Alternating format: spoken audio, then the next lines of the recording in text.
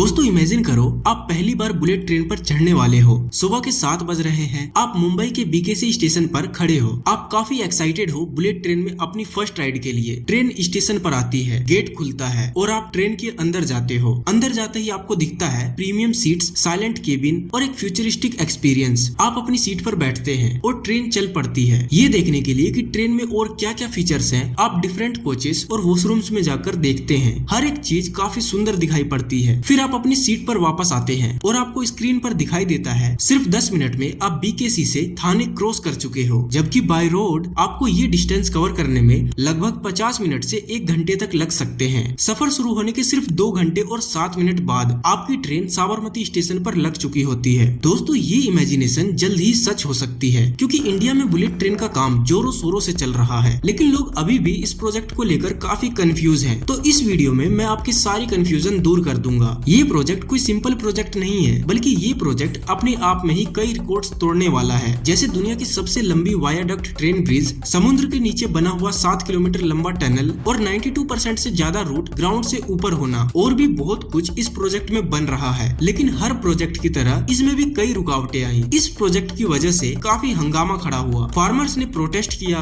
कि उनकी जमीन जबरदस्ती हड़पी जा रही है। महाराष्ट्र गवर्नमेंट ने खुद इस प्रोजेक्ट को बनाने से ही मना कर दिया था। यहाँ तक कि जापान ने भी एक बार के लिए इस प्रोजेक्ट से मुंह फेर लिया था। इस प्रोजेक्ट की फंडिंग रोक दी थी। ये प्रोजेक्ट ऑलमोस्ट बंद ही होने वाला था, लेकिन फिर कुछ ऐसा हुआ जिसने इस प्रोजेक्ट को फिर से जिंदा कर दिया। तो आज के इस वीडियो में आपको इस प्रोजेक्ट की A to Z जानकारी मिलने वाली है कि क्यों इंडिया को बुलेट ट्रेन की जरूरत पड़ी, जब ये प्रोजेक्ट बनना शुरू हुआ तो किन किन चैलेंजेस का सामना करना पड़ा, ये प्रोजेक्ट बंद होते होते कैसे बचा, फर्स्ट बुलेट ट्रेन इंडिया में कब चलेगी, इसमें कौन कौन से स्टेशन होंगे, ये प्रोजेक्ट इंडिया के लिए क्या मायने रखता है और इससे इंडिया के फ्यूचर पर क्या इम्पैक्ट पड़ेगा, ये सब कुछ अभी थोड़ी ही देर में आपको भी पता होगा। दोस्तों इस चैनल पर बिजनेस और इकोनॉमिक्स की बातें होती हैं, तो अगर आपको इस तरह के नॉलेजेबल कंटेंट पसंद है तो इस चैनल को सब्सक्राइब जरूर करना। दोस्तों इंडिया में रोजाना 23 मिलियन से भी ज्यादा लोग ट्रेन में सफर करते हैं। जितनी ऑस्ट्रेलिया की पॉपुलेशन है लगभग उतने लोग। इंडियन रेलवे की शुरुआत 1853 में ही हो गई थी और आज तक वही पुराने ट्रैक्स और पुराने सिस्टम का ही यूज हो रहा है। हालांकि कुछ परिवर्तन भी किया गया है, लेकिन उससे कोई खास फर्क पड़ा नहीं है। इंडिया में ट्रेन की एवरेज स्पीड आज भी 50 से 70 किलोमीटर पर आ रही है। जिस देश की जीडीपी 4.18 ट्रिलियन डॉलर है, जो 5th लार्जेस्ट इकोनॉमी है, उसकी ट्रेन की एवरेज स्पीड बस 50 से 70 किलोमीटर पर आवर है, और उसमें भी काफी ट्रेन्स तो अपने निर्धारित समय से काफी लेट चल रहे होते हैं। इसीलिए इंडिया को हाई स्पीड रेल नेटवर्क लाना बहुत जरूरी था। दोस्तों एक तरफ है मुंबई, जहां पर Bombay stock exchange, reserve bank of India और बॉलीवुड जैसे बड़े इंडस्ट्रीज मौजूद हैं। ये सिर्फ एक शहर नहीं बल्कि इंडिया की फाइनेंशियल कैपिटल भी है और देश की सबसे रिच सिटी भी। और दूसरी तरफ है गुजरात, इंडिया का बिजनेस पावर हाउस। यहाँ के ports, refineries, diamond industries, textile hubs और फार्मा सेक्टर मिलकर इस स्टेट को एक इकोनॉमिक इंजन बनाते हैं। मतलब एक तरफ फाइनेंस का सेंटर और दूसरी तरफ मैन्युफैक्चरिंग और ट्रेड का हब। एग्जांपल के लिए सूरत को ही ले लो, जहां दुनिया के लगभग 90% डायमंड्स प्रोसेस होते हैं। वडोदरा एक मेजर पेट्रोकेमिकल और इंजीनियरिंग हब है, जबकि बहरूच और वापी केमिकल्स और फार्मास्यूटिकल्स के लिए जाने जाते हैं। यानी इस पूरे कॉरिडोर में हर कुछ किलोमीटर्स पर एक बड़ा इकोनॉमिक सेंटर मौजूद है। इसीलिए इंडिया का पहला बुलेट ट्रेन प्रोजेक्ट अहमदाबाद से मुंबई के बीच प्लान किया गया, क्योंकि अभी भी बाय रोड या ट्रेडिशनल रेल से इन सिटीज के बीच ट्रेवल करने में काफी टाइम लग जाता है। लेकिन बुलेट ट्रेन के आने के बाद यही सफर 20 से 30 मिनट में कवर किया जा सकता है। और जब डिस्टेंस कम हो जाता है तो ये अलग अलग सिटीज मिलकर एक सिंगल पावरफुल इकोनॉमिक जोन बन जाती हैं। अभी मुंबई से अहमदाबाद ट्रेन से जाने में 5 से 6 घंटे का समय लगता है, लेकिन बुलेट ट्रेन से ये दूरी सिर्फ 2 से 2.5 घंटे में पूरी की जा सकती है। इंडियन रेलवेज की हालत आप अच्छे से जानते हैं। मुंबई अहमदाबाद रूट पर रोजाना 30 से ज्यादा ट्रेन चलती है, लेकिन लगभग हर ट्रेन फुल कैपेसिटी पर होती है। डिमांड इतनी ज्यादा है कि एग्जिस्टिंग सिस्टम ऑलरेडी प्रेशर में है। अभी इंडिया की फास्टेस्ट ट्रेन्स गतिमान एक्सप्रेस और नमो भारत RRTS, इनकी ऑपरेशनल स्पीड लगभग 160 किलोमीटर पर आवर है। वहीं बुलेट ट्रेन इस स्पीड का लगभग डबल यानी 320 किलोमीटर पर आवर पर चलेगी। एस्टिमेट्स के हिसाब से 2030 तक इंडिया की middle class population 600 million cross कर जाएगी। ट्रेवल डिमांड और ज्यादा बढ़ेगी और ट्रेन में और ज्यादा भीड़ होगी। इंडियन रेलवेज आज ही सिस्टम डिमांड को फुल्ली हैंडल नहीं कर पा रहा, तो सोचो फ्यूचर में क्या होगा। बुलेट ट्रेन के आने से इस प्रॉब्लम में कुछ हद तक राहत जरूर मिलेगी, लेकिन ये इस प्रॉब्लम का कंप्लीट सॉल्यूशन नहीं है। ये भी एक रियलिटी है। तो अब सवाल ये उठता है, अगर बुलेट ट्रेन पूरी प्रॉब्लम सोल्व नहीं करती तो फिर इसे इंडिया में लाने की जरूरत ही क्यों पड़ी। तो चलो देखते हैं कि इंडिया में बुलेट ट्रेन को लाने की शुरुआत कैसे और कब हुई।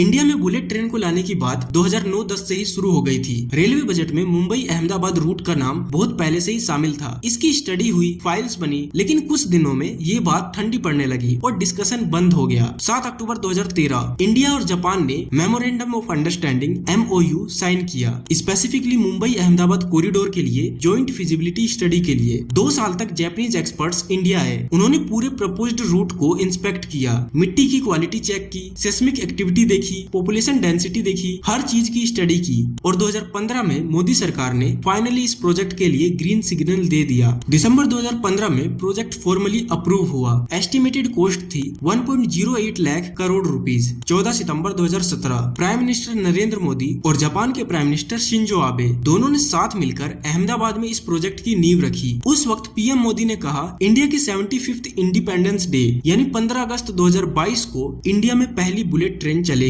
हालांकि 2026 तक भी ये प्रोजेक्ट अभी भी कंप्लीट नहीं हुआ है। शिंजो आबे खुद इस प्रोजेक्ट से पर्सनली अटैच्ड थे। मोदी ने खुद पब्लिकली कहा, अगर ये इनॉग्रेशन इतनी जल्दी हो रही है तो क्रेडिट शिंजो आबे को जाता है। आबे ने जापान की ब्यूरोक्रेसी में और इंडिया की ब्यूरोक्रेसी में दोनों तरफ से ये प्रोजेक्ट को जल्दी बनाने के लिए फोर्स किया। उन्होंने जीका यानी जापान इंटरनेशनल कोऑपरेशन एजेंसी को पुश किया इस प्रोजेक्ट की फंडिंग में। वो जापान के इंडस्ट्री लीडर्स को इंडिया लेके आए। ये एक प्राइम मिनिस्टर की पर्सनल पैशन थी एक फॉरेन प्रोजेक्ट के लिए। और जापान ने इस प्रोजेक्ट में जो किया वो एक लोन नहीं था, वो इंडिया के लिए एक गिफ्ट था। जापान की गवर्नमेंट एजेंसी जीका ने इंडिया को 88,087 करोड़ रुपीस का लोन दिया। मतलब लगभग 80% प्रोजेक्ट की कॉस्ट अकेले जापान ने दे दिया था, वो भी सिर्फ 0.1% पर एनम की इंटरेस्ट रेट पर। दोस्तों ये इंटरेस्ट रेट इतना कम है कि ये लोन ऑलमोस्ट फ्री ही समझो, 4.13%। इस रेट से तो ग्लोबली इन्फ्लेशन ही बढ़ रहा है। इंडिया में रिजर्व बैंक की रेपो रेट अभी 2026 में 5.25% है, जबकि कमर्शियल लोन पे 8% से 12% इंटरेस्ट लगता है। तब जापान ने ऑफर किया सिर्फ 0.1% इंटरेस्ट रेट। और सिर्फ यही नहीं, रीपेमेंट पीरियड 50 साल है और ग्रेस पीरियड 15 साल। मतलब जब तक बुलेट ट्रेन 15 साल तक ना चल ले तब तक इंडिया को लोन के बारे में सोचना ही नहीं है। दुनिया में इतना जेनरस लोन किसी भी देश के इतिहास में नहीं था। इंडिया जापान का लार्जेस्ट ODA रिसिपिएंट है, मतलब ऑफिशियल डेवलपमेंट असिस्टेंस। जापान का ये अब तक का सबसे बड़ा सिंगल ODA प्रोजेक्ट था दुनिया भर में। लेकिन जापान कोई चैरिटी नहीं कर रहा, ये जापान की स्ट्रेटेजिक पार्टनरशिप है। जापान को एक कमिटेड अलाई चाहिए था, एक बड़ा मार्केट चाहिए था अपनी शिंकानसेन टेक्नोलॉजी के लिए, और एक प्रूफ चाहिए था कि जापानीज इंजीनियरिंग दुनिया के सबसे तेजी से बढ़ते देश में काम कर सकती है। कहानी अब तक बढ़िया चल रही थी, लेकिन फिर जो हुआ वो सरकार का सबसे बड़ा टेंशन था। साइट सर्वे हो गया था, करोड़ों रुपए लग गए थे। जापान और इंडिया का MOU साइन हो चुका था, लोन ग्रांट हो चुका था, लेकिन इस प्रोजेक्ट को बनाने के लिए जमीन नहीं मिल रही थी। तो गवर्नमेंट ने इस प्रॉब्लम को कैसे सोल्व किया, चलो देखते हैं। दोस्तों इंडिया की बुलेट ट्रेन को जो चैलेंजेस फेस करने पड़े वो इतने बड़े थे कि अगर कोई दूसरा देश होता तो इस प्रोजेक्ट को वहीं रोक दिया जाता परमानेंटली। सबसे बड़ी प्रॉब्लम थी जमीन का ना मिलना। इस प्रोजेक्ट के लिए एक्वायर करना था लगभग 1400 हेक्टेयर की लैंड 3 स्टेट्स में, महाराष्ट्र, गुजरात और दादरा एंड नगर हवेली में। और ये जमीन लगभग 312 गाँवों से गुजरती है, जिसमें से 192 गाँव गुजरात में है और 120 गाँव महाराष्ट्र में। इस प्रोजेक्ट की वजह से 5 से 6,000 लोग डायरेक्टली अफेक्टेड थे। गुजरात में अकेले 80,000 से ज्यादा पेड़ काटने थे, लेकिन गुजरात में लैंड एक्विजिशन का प्रोसेस रिलेटिवली फास्ट रहा। इसका एक बड़ा रीजन था 2016 में गुजरात गवर्नमेंट द्वारा किए गए कुछ लीगल चेंजेस। इस चेंजेस के बाद लैंड एक्विजिशन प्रोसेस में कुछ की रिक्वायरमेंट्स को सिंप्लीफाई कर दिया गया। जैसे पहले 70% अफेक्टेड लोगों की कंसेंट लेना जरूरी होता था लैंड एक्विजिशन के लिए, उस रूल को हटा दिया गया और मैंडेटरी सोशल इंपैक्ट असेसमेंट भी हटा दिया गया था। मतलब गवर्नमेंट पूछताछ के बिना भी लोगों से उनकी जमीन ले सकती थी। अप्रैल 2018 में NHSRCL ने गुजरात में फार्मर्स को नोटिस भेजना शुरू किया। इन नोटिस में सीधा लिखा था कि उनकी जमीन बुलेट ट्रेन प्रोजेक्ट के लिए एक्वायर की जाएगी और अगर किसी को ऑब्जेक्शन है तो उसे 60 दिन के अंदर अपनी बात रखनी होगी। इसके लिए गुजरात के वलसाड में मोरारजी देसाई ऑडिटोरियम में एक मीटिंग रखी गई, जहां लगभग 100 फार्मर्स आए थे। उन्हें लगा यहाँ पर उनकी बात सुनी जाएगी, लेकिन वहाँ एक fast paced power point presentation दिखाया गया। ये प्रेजेंटेशन इतनी जल्दी दिखाया गया कि धोदिया ट्राइब के कई लोग उसे समझ ही नहीं पाए कि उन्हें क्या क्या बताया जा रहा है। ये तो थी गुजरात की स्टोरी। अब आओ महाराष्ट्र में। महाराष्ट्र के पालघर और थाने डिस्ट्रिक्ट्स में लगभग 30% पॉपुलेशन ट्राइबल है और ट्राइबल लोगों के पास जमीन के स्पेशल राइट्स होते हैं पेशा एक्ट के अंडर। ये उनका कॉन्स्टिट्यूशनल हक है। लेकिन 14 नवंबर 2017 को महाराष्ट्र के गवर्नर ने एक नोटिफिकेशन निकाला जिसमें स्केड्यूल्ड एरियाज में ग्राम सभा की रोल को डाइल्यूट कर दिया गया। एक सरकारी नोटिफिकेशन की वजह से ट्राइबल कम्युनिटीज का अपनी जमीन पर गवर्नेंस का हक खतरे में आ गया। मई 2018 में कुछ फार्मर्स को अरेस्ट कर लिया गया थाने में इस प्रोजेक्ट के खिलाफ प्रोटेस्ट करने की वजह से। 17 मई 2018 को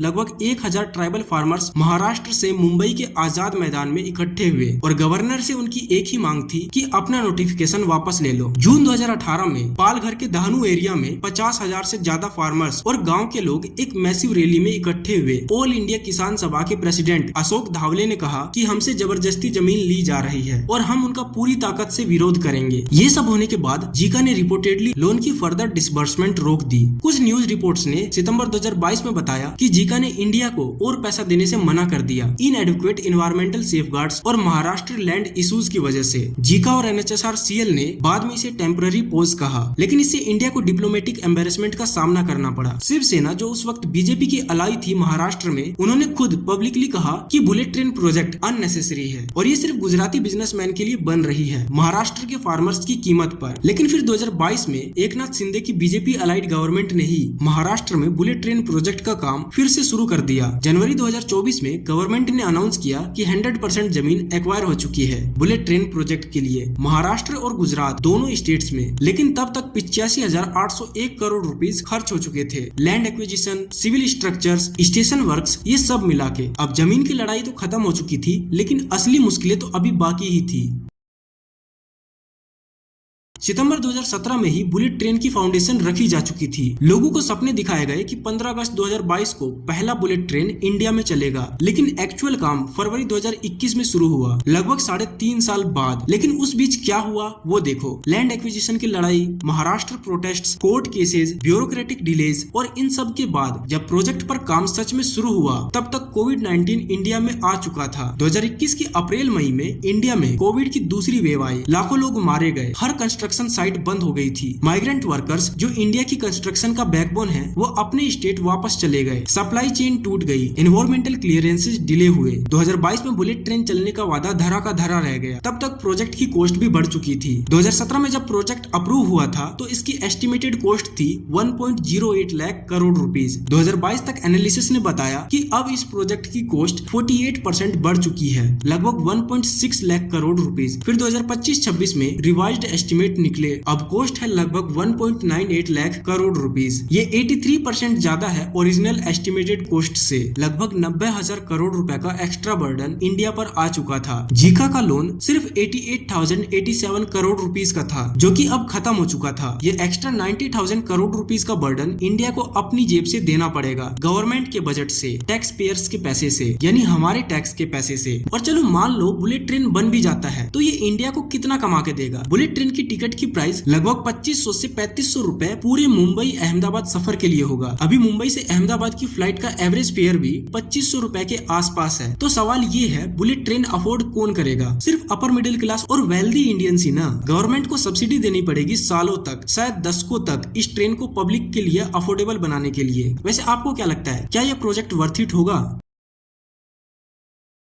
गवर्नमेंट डेटा के अकॉर्डिंग प्रोजेक्ट अब तक 55 to 60% रेडी हो चुका है। गुजरात में 70% से ज्यादा सिविल वर्क कंप्लीट हो चुका है। महाराष्ट्र में लगभग 23 to 27%, क्योंकि वहां कॉम्प्लेक्स अंडरग्राउंड टनल का काम चल रहा है। 310 किलोमीटर का वायडक्ट कंस्ट्रक्ट हो चुका है। 15 रिवर ब्रिजेस कंप्लीट हो चुके हैं। 12 में से 5 स्टेशन कंप्लीट हो चुके हैं। 300 किलोमीटर का पियर वर्क कंप्लीट हो चुका है। और एक अचीवमेंट जो अकेले इंडिया को एक स्पेशल क्लब में ले गई है वो ये है, 9 सितंबर 2021 को इंडिया ने full span launching method FSLM technology successfully deploy कर ली है। ये टेक्नोलॉजी पहले सिर्फ चाइना, जर्मनी, जापान, स्पेन और कुछ और कंट्रीज के पास थी। L&T ने ये मशीन्स स्क्रैच से बिल्ड किया NHRCL के रिक्वेस्ट पर। एक एक मशीन का कॉस्ट लगभग 70 करोड़ रुपए है। इंडिया को लगभग ऐसे 30 मशीन्स चाहिए थी, जिसे L&T ने सक्सेसफुली बना दिया है। ये मशीन्स फ्यूचर में भी इंडिया के काम आएगा, ऐसे ही बड़े बड़े प्रोजेक्ट्स को बिल्ड करने में। अब ट्रेन की बात करते हैं। जापान ने अप्रैल 2025 में अनाउंस किया कि वो इंडिया को 2 Shinkansen inspection train set gift करेगा, एक E5 सीरीज और एक E3 सीरीज बिल्कुल फ्री में। ये ट्रेन ट्रैक टेस्टिंग के लिए आएंगी मुंबई अहमदाबाद कॉरिडोर पर। और साथ ही दोनों गवर्नमेंट्स ने एग्री किया है कि next generation E10 Shinkansen Japan की मोस्ट एडवांस्ड ट्रेन इंडिया में और जापान में एक साथ इंट्रोड्यूस की जाएगी अर्ली 2030s में। मतलब इंडिया को पुरानी टेक्नोलॉजी नहीं चिपकाई जा रही है, इंडिया को लेटेस्ट टेक्नोलॉजी वाली बुलेट ट्रेन मिलेंगी, वही ट्रेन जो जापान खुद यूज करेगा। इंडिया खुद भी बुलेट ट्रेन मैन्युफैक्चरिंग की तैयारी शुरू कर रहा है। ICF चेन्नई का इंटीग्रल कोच फैक्ट्री, वही जो वंदे भारत ट्रेन बनाता है, उसने कॉन्ट्रैक्ट लिया है 2 ट्रेन सेट्स बनाने का। ये डोमेस्टिक ट्रेन 2027 में पार्शियल ओपनिंग के वक्त चलेंगे। पहली ओपनिंग होगी 15 अगस्त 2027 को इंडिया की 80th इंडिपेंडेंस डे पर। फर्स्ट 50 किलोमीटर सूरत से बिलीमोरा ये सेक्शन चूज हुआ है क्योंकि ये एंटायरली गुजरात में है, महाराष्ट्र टनल से दूर है और ऑलमोस्ट कंप्लीट हो चुका है। पूरी लाइन मुंबई से अहमदाबाद दिसंबर 2029 में ओपन होगी। इस प्रोजेक्ट में टोटल 12 स्टेशन होंगे, 4 महाराष्ट्र में और 8 गुजरात में। और उन स्टेशन के नाम है BKC station, Bandra Kurla complex, Thane, Virar, Boisar, Vapi, Bilimora, Surat, Bharuch, Vadodara, Anand, Ahmedabad और साबरमती। अगर ये वीडियो आपको पसंद आई हो तो आपको ये वीडियोस भी जरूर पसंद आएंगे जिसमें मैंने खावड़ा सोलर पार्क और मुंद्रा पोर्ट के बारे में बताया है, वो जरूर देखना। वीडियो को लाइक जरूर करना और चैनल को सब्सक्राइब करके बेल आइकन को भी जरूर दबा देना।